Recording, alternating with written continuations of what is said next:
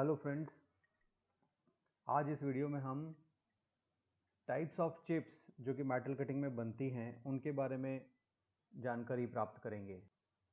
हम जानते हैं कि मशीनिंग प्रोसेस क्या होता है।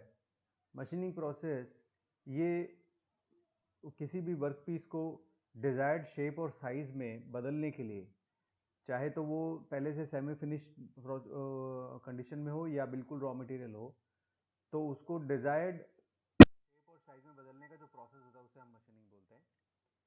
मशीनिंग प्रोसेस के अंदर जो एक्स्ट्रा मटेरियल होता है वर्कपीस के ऊपर, उसको चिप्स के फॉर्म में रिमूव किया जाता है।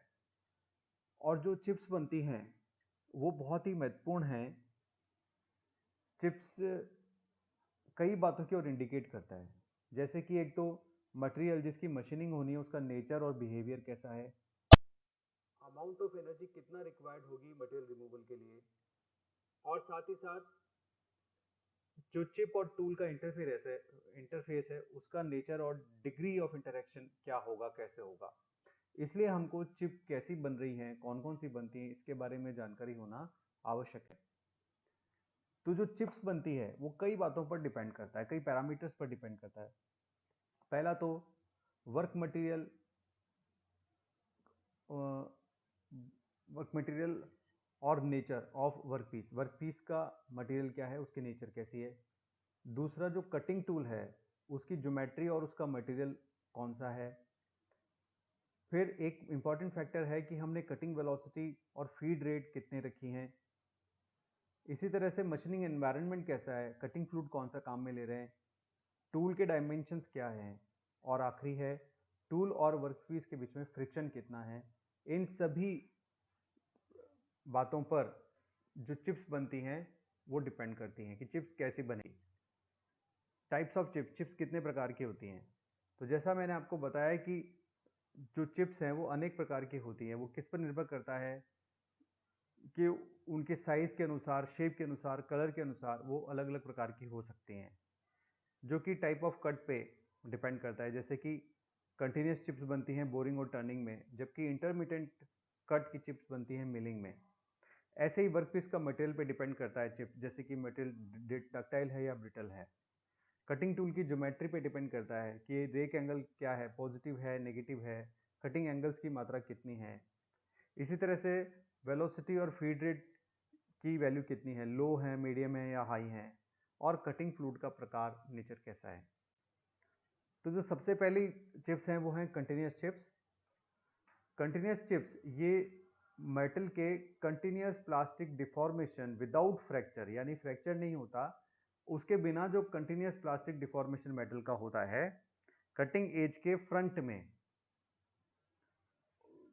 टूल के कटिंग एज के फ्रंट में, उसको बोलते हैं कंटिन्यूस चिप्स। इसमें चिप का स्मूथ फ्लो टूल के फेस पर होता है। सामान्यतया कंटिन्यूस कंटिन्यूस चिप्स ये डक्टाइल मटेरियल के मशीनिंग में प्राप्त होते हैं, जैसे कि एल्यूमिनियम है, माइल्ड स्टील है, कॉपर है। इस तरह की जो चिप्स बनते हैं कंटिन्यूस चिप्स, इनसे सरफेस फिनिश ये अच्छी प्राप्त होती है। कंटिन्यूस चिप्स भी दो प्रकार की हो सकती हैं, विदाउट बिल्टअप एज और विद बिल्टअप एज। तो जो continuous chip without built up edge होती है उसके लिए कंडीशन ये है कि वर्क मटेरियल डक्टाइल होना चाहिए, कटिंग वेलोसिटी हाई होती है, फीड रेट लो होती है, रेक एंगल हाई और पॉजिटिव होता है, तथा कटिंग फ्लूइड ये बोथ कूलिंग और लुब्रिकेटिंग करता है। तो फिर continuous chips without built up edge बनती हैं, जो कि यहाँ हम चित्र में देख सकते हैं। ये कंटिन्यूस चिप है और इसमें यहाँ कोई बिल्टअप एज नहीं बन रहा, ये वर्क से कंटिन्यूस चिप निकल रही है। इसको बोलते हैं continuous chip without built up edge. दूसरे होते हैं continuous chips with built up edge, जिसमें एक बिल्टअप एज फॉर्म होता है।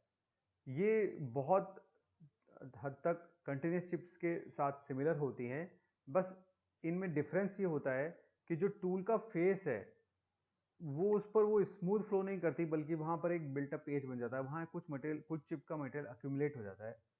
बहुत ही अधिक तापमान पर तथा दाब पर चिप मटेरियल है वो कटिंग एज के ऊपर स्टिक करता है, यानी चिपक जाता है नोज के पास में, टूल के फेस के नोज के पास में, जिसको कि बिल्ट अप एज बोलते हैं। और क्योंकि कटिंग जो है वो कंटिन्यूस होती रहती है, इसलिए बिल्ट अप एज का मान भी ये बढ़ता रहता है। और जो टूल की ज्योमेट्री है उसमें चेंज होता रहता है। ये जो चिप हैं ये भी डक्टाइल मटेरियल के मशीनिंग में प्राप्त होते हैं, जबकि मटेरियल की जो मशीनिंग है वो बहुत ही उच्च तापमान पर, बहुत ही उच्च दाब पर की जाती है। बिल्टअप एज कोई लाभ की का कार्य नहीं करती है, बल्कि इससे नुकसान होता है, इसलिए बिल्टअप एज को कम करना आवश्यक होता है। तो बिल्टअप एज को कम करने के लिए जो टूल है वो इस प्रकार का काम में लेते हैं कि जिसकी लोअर केमिकल एफिनिटी हो वर्कपीस मटेरियल के साथ में। तो बिल्टअप एज कब बनेगा, उसके पैरामीटर्स हैं। वर्क मटेरियल तो डक्टाइल होता है, कटिंग वेलोसिटीज मीडियम होते हैं, फीड रेट मीडियम और लार्ज होता है, कटिंग फ्लूइड इनएडिक्वेट या एब्सेंट होता है। कटिंग फ्लूइड नहीं होता तो टेम्परेचर बहुत अधिक बढ़ जाता है, और कटिंग प्रेशर भी जो मशीनिंग करते समय में वहाँ प्रेशर है वो भी बहुत अधिक होता है। तो फिर बिल्टअप एज वाली कंटिन्यूस चिप्स बनती हैं, जो कि यहाँ चित्र द्वारा स्पष्ट हो जाएगा। ये कंटिन्यूस चिप है, लेकिन कंटिन्यूस चिप में यहाँ पर ये बिल्ट अप एज भी बन रहा है। तीसरे प्रकार के चिप्स होते हैं डिसकंटिन्यूस और सेगमेंटल चिप्स। जिस प्रकार की ये नाम है, ये जो चिप्स हैं ये सेगमेंट्स में बनी होती हैं, छोटे छोटे सेगमेंट्स में बनती हैं, तो इनको हैंडल करना और डिस्पोज करना ये आसान होता है। ये चिप्स फॉर्म होती हैं जबकि हम ब्रिटल मटेरियल्स की मशीनिंग करते हैं। ये चिप तब भी बनती है जबकि टूल और वर्कपीस के बीच में बहुत अधिक फ्रिक्शन होता है और बहुत ही उच्च कटिंग स्पीड पर तथा लो रेक एंगल्स पर या नेगेटिव रेक एंगल्स पर मशीनिंग की जाती है। Discontinuous type of chips form करने के लिए जो पैरामीटर्स हैं वो इस प्रकार से हैं। वर्कपीस मटेरियल ये तो या तो ब्रिटल होता है या डक्टाइल होता है, पर डक्टाइल में भी बहुत हार्ड होता है और वर्क की हार्डनिंग भी होती है, तब ये चिप्स बनते हैं। फीड रेट जब बहुत हाई होती है, टूल का रेक एंगल नेगेटिव होता है और कटिंग फ्लूइड एब्सेंट होता है, तो फिर डिसकंटिन्यूस टाइप ऑफ चिप्स बनते हैं, जो कि यहाँ चित्र द्वारा हमें स्पष्ट हो जाएगा। इस प्रकार के जब छोटे चिप सेगमेंट्स बनते हैं तो उसको बोलते हैं डिसकंटिन्यूस चिप्स।